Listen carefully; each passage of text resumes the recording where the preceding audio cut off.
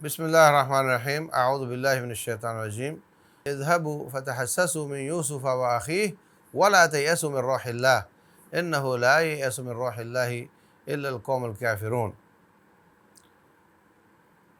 محترم سامعین اور ناظرین، بات یہ ہے کہ پاکستان کے حالات بڑے دگرگوں ہیں، معیشت کے حساب سے، اخلاقیات کے حساب سے، آپس کے تعلقات کے حساب سے، معاشرتی حساب سے، سیاسی اعتبار سے شدید پریشانی کے دہانے پر ہیں، پریشانی میں گھر چکے ہیں۔ لیکن یہ سب پریشانیاں آج سے پہلے بھی ہوتی تھیں۔ جو اضافہ ہوا ہے جس وجہ سے یہ پریشانی زیادہ ہے وہ سوشل میڈیا کا آنا، یعنی وہ پریشانیاں جو ایک حد تک بڑوں تک ہوتی تھیں اب وہ نیچے آ گئی ہیں، اتنی سی بات ہے۔ گھر میں کوئی صدمے کی بات آتی ہے، والد والدہ تک آتی ہے اور وہ بسا اوقات جعلی قسم کا ہنس رہے ہوتے ہیں، بچوں تک نہ ہی خبر جائے، بچے میرے پریشان نہ ہوں۔ تو اب صورتحال یہ ہے کہ جو بڑوں کی پریشانیاں تھیں نا آپس کی، وہ ساری بچوں تک آ رہی ہیں، عوام تک پہنچ رہی ہیں، اور وہ سارا قلق اور اضطراب نیچے آ رہا ہے۔ حقیقت یہ ہے، اور وہ میڈیا کوئی اور نہیں چلاتا، وہ اس کا اپنا انگوٹھا ہی چلا رہا ہوتا ہے، اور یہ ہاتھوں کی کمائی ہے، اور یہی جو جھوٹ سچ آتا ہے اس کو آگے بھیجنا ہے جناب، جو جھوٹ سچ آتا ہے۔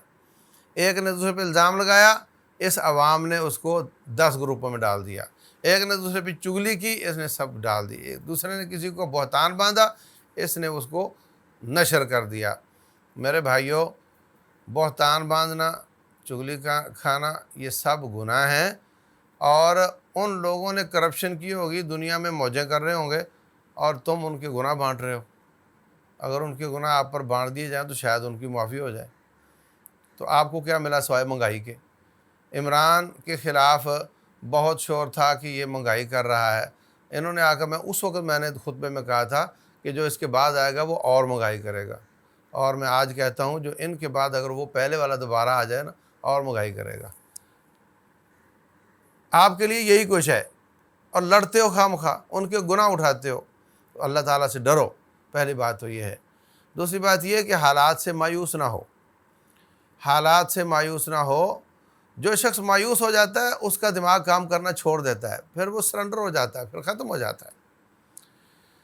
جتنے بھی ہم بند گلی میں ہوں، جتنے بھی حالات خراب ہوں، اللہ کی رحمت سے مایوس نہ ہو۔ یعقوب علیہ السلام، ایک بیٹا گیا، پھر دوسرا گیا، حتیٰ کہ غم کھا کھا کر نابینا ہو گئے۔ وَابْيَضَّتْ عَيْنَاهُ مِنَ الْحُزْنِ فَهُوَ كَظِيمٌ، روتے نہیں، مطلب واویلا نہیں کرتے تھے، تو پھر وہ جو غم پیتے تھے وہ آنکھوں پہ آ گیا، نابینے ہو گئے۔ اب ان کو پتہ ہے کہ میرے بچوں نے ہی گڑبڑ کی ہے۔ بَلْ سَوَّلَتْ لَكُمْ أَنفُسُكُمْ أَمْرًا فَصَبْرٌ جَمِيلٌ، اور نابینے اور بوڑھے ہیں اور کوئی چارہ نہیں، کوئی تیسری پارٹی نہیں جس کو کہیں کہ بھئی یہ تو میرے ویسے مجرم ہیں، آپ جا کر میرے بیٹے کو تلاش کرو۔ کہنا بھی ان کو ہی ہے، یا بنیا اذهبوا، جا بچوں بیٹو جاؤ، فتحسسوا من یوسف واخیہ، میرے بیٹے یوسف اور اس کے بھائی کو تلاش کرو، ان کی ٹو لگاؤ، کہیں مل جائیں آپ کو۔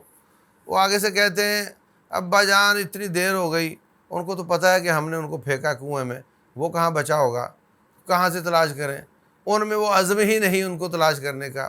ادھر سے یہ بار بار کہتے ہیں، تو کہتے ہیں حتیٰ تکون حردا او تکون من الہالکین، آپ نے تو ان کو ان کی ٹینشن لے لے کے نا پہلے آنکھیں ضائع کروا لی ہیں، اب آپ نے جان دے دینی ہے، آپ کو تو اور کام ہی نہیں ہے۔ وہ اس طرح کی باتیں کرتے ہیں۔ ادھر سے بھی مایوسیاں ہیں، اور کسی کو کہہ بھی نہیں سکتے، کہنا بھی پھر ان کو ہے۔ اللہ اکبر۔ لیکن فرماتے ہیں لا تیأسوا من روح اللہ، اللہ تعالیٰ کے فضل، اس سے مایوس نہ ہو، جس طرح کے بھی بند گلی ہو، جس طرح کے بھی حالات ہوں، مایوس نہ ہو۔ یہ اور مزید کئی آیات ہیں قرآن حکیم کی، لا تقنطوا من رحمت اللہ۔ موسیٰ علیہ السلام جا رہے ہیں، پیچھے فرعون کی فوج ہے، آگے سمندر آ گیا، بتاؤ بند گلی ہے یا نہیں؟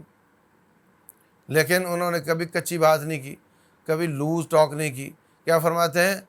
اِنَّا لَمُدْرَکُونَ، ساتھی کہنے لگے اب تو مارے گئے، بچنے کی کوئی شکل نہیں ہے۔ تو حضرت موسیٰ علیہ السلام فرماتے ہیں کلا ان معی ربی سیہدین، خبردار ایسی کوئی بات نہیں، میں اکیلا نہیں ہوں، میرا رب میرے ساتھ ہے اور وہ مجھے راستہ دکھائے گا۔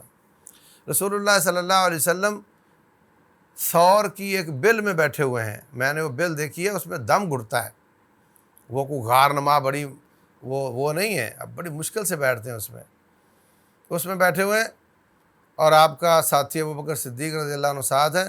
دشمن تلاش کرتے کرتے وہاں آ گئے، ان کے قدم ان کو نظر آ رہے ہیں، اور حضرت ابوبکر کہتے ہیں اگر وہ اپنے قدموں کی طرف دیکھے گا تو ہم نظر آ جائیں گے، تو یہ تو بڑی پریشانی کی بات ہے۔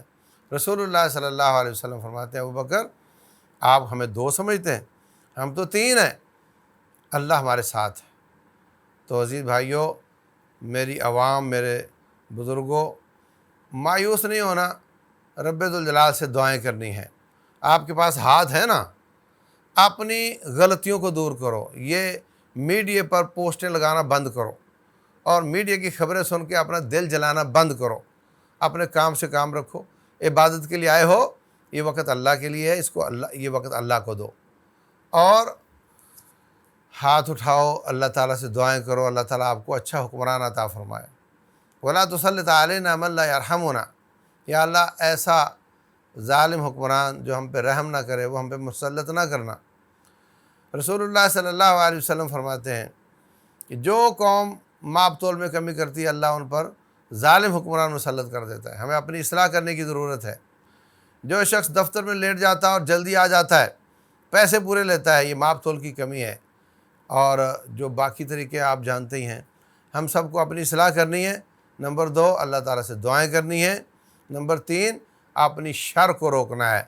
یہ حکمران تو چند ایک ہیں، باقی 22-24 کروڑ جو لوگ ہیں یہی یہ ساری شر کو پھیلا رہے ہوتے ہیں۔ تو ہمیں اپنی شر کو روکنا ہے اور مایوس نہیں ہونا، اور اللہ تبارک و تعالیٰ سے اچھا گمان کرنا ہے۔ رسول اللہ صلی اللہ علیہ وسلم فرماتے ہیں، اللہ تعالیٰ کا فرمان ہے انا عند ظن عبدی بی، میں اپنے بندے کے گمان کے مطابق ہو جاتا ہوں۔ تو اللہ تعالیٰ سے اچھا گمان بھی کریں، اور یہ بھی ایمان رکھیں کہ آج بھی حکومتیں وہی دیتا ہے، تؤتی الملک من تشاء وتنزع الملک ممن تشاء، آج بھی عزتیں ذلتیں اس کے ہاتھ میں، آج بھی ساری کائنات کا کنٹرول اس کے ہاتھ میں، آج بھی وہ جو چاہے کر سکتا ہے۔ ہمارے اوپر ایسے ظالموں کو مسلط وہ کرتا ہے ہمارے گناہوں کی وجہ سے۔ ہم توبہ کر لیں، رب کو روٹھے ہوئے رب کو منا لیں، تو ہمیں وہ انعام کے طور پر اچھے حکمران عطا فرمائے گا، اور سارے حالات درست ہو جائیں گے انشاءاللہ۔